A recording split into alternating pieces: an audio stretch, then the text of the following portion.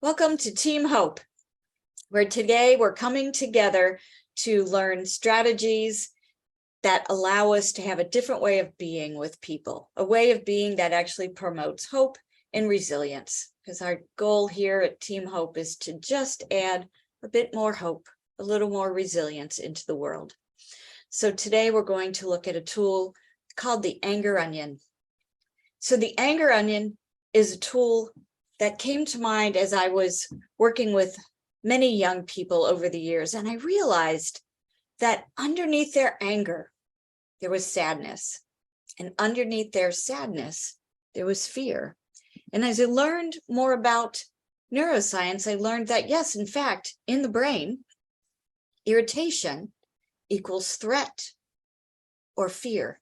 I also learned that when we see anger, aggression, risk-taking, or self-injurious behavior, if we think sadness and then use it as a bridge, we can bridge from the person's sadness to their fear. And then the point is, you put in your intervention at the level of the fear. When you calm the fear, you've gotten to the root of the problem driving the anger. As I was training on this with the Columbus Care Coalition, one of their members, Jennifer McKenzie, said, "Oh, well, do you have a love onion? If you have an anger onion, you should have a love onion." And I go, "Actually, I don't have one." So she went and created one for us. So thank you, Jennifer McKenzie, for creating the love onion and allowing us to use it to peel the anger onion. And what Jennifer came up with is also spot on with neuroscience, that when we get curious, instead of judgmental about someone's anger, oh, I wonder where that's coming from. Any open-ended question engages curiosity. Curiosity engages your cortex. That's based on neuroscience, not just a pretty thought. Curiosity turns the cortex on. Thank you, Ross Green, for some of the very initial research into that. Open-ended questions engage the cortex because they engage curiosity. So if we can get curious about someone's anger, that allows us to have empathy. The empathy allows us to more clearly see, have our mirror neurons work better, so we can actually feel the sadness that would be under that anger. And when we can connect with that sadness, the person feels safe enough to show us their fear. And then we can put the intervention in at the fear, at the level of the fear. Oftentimes when I work with people struggling with addiction, when their loved ones approach them and are trying to support them in their recovery, they often get very angry with those loved ones. And when we can sit down and look at that anger onion, we get curious about, oh, yes, you're having a really strong feeling about your mom or your dad's or your spouse's or someone who you really love, who really matters to you, assistance right now. They're trying to give you assistance, but it doesn't feel that way. So thanks for showing us that. I'm wondering if we can peel back the layers beneath this anger and see what else is going on. And as we do that and get curious, we often find there's a sadness that, gosh, I'm the parent. I shouldn't have my child trying to help me with this. I'm an adult. I don't need my mom telling me what to do. So there's often a feeling of being not as strong as you would like to be in the world, or feeling as if you may have let someone down. There's a sadness in that. And then under that sadness is often the fear of, wow, what if I relapse and I do let them down? And what if I can't do this? So we've gone all the way from someone trying to support you to that support feeling like another way you can fail at an expectation, which is of course not how it's meant. But when we can get to that fear, then we can say, what would feel more supportive than this? What would feel like they're with you instead of worried about you? And as we explore that, because it's different for every person, we're looking at what's really causing the anger.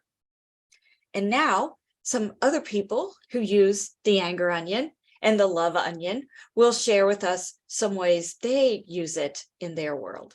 Hi, I'm Monica Benton, and I am a victim advocate social worker here with the Cincinnati Police Department.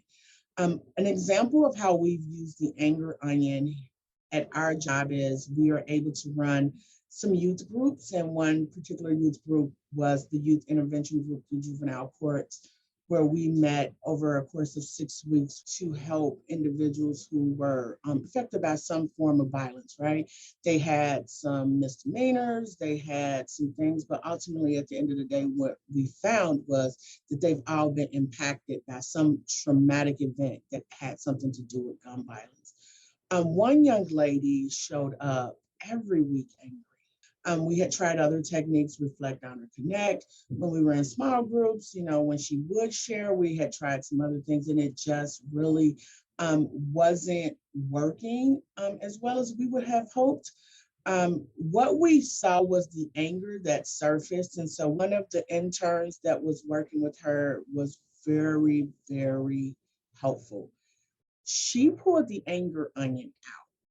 And with me sitting there, we began to just kind of have a conversation with her about what her anger was.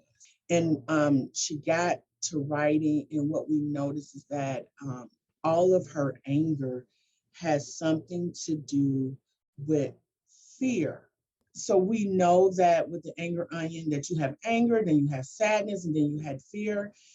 And what we learned is that her sadness came from she had been through multiple programs, right? She had been through lots of intervention programs because she had lots of trauma and lots of services and lots of therapy. And she felt as if this was one of the better ones, but had no hope. So she was sad that this would be another program. And ultimately, her sadness then caused some fear, and the fear was is that this is just like everything else and it's going to end, and I'm not going to have the tools or the people that continually show up in these programs as someone that I can rely on, right? They come, they do what they need to do, and then they leave. And so we saw a lot of sadness. And that was really good for us to hear.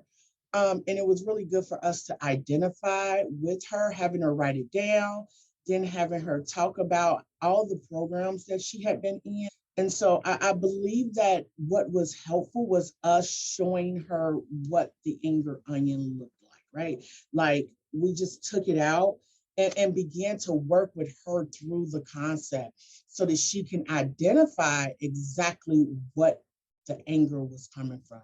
And I do think that sometimes when we are doing some of the techniques, it's important to educate, because our clients are people that we work with, they don't necessarily understand why they are angry, right? But when she listed the the reasons why she felt so angry, we were able to have a conversation with her about the sadness, and then address some of the fears that we could be different, right?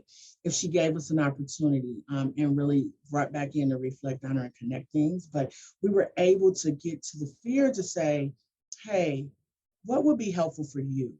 How would you like to see us show up in your life? And I really do think that that made the difference in us being able to provide an intervention and a mentoring for her, because what she was saying is that she needed connection. So I hope that you guys are able to use the anger onion in some kind of way in your organizations as well. And hopefully you can get the same results that we have here.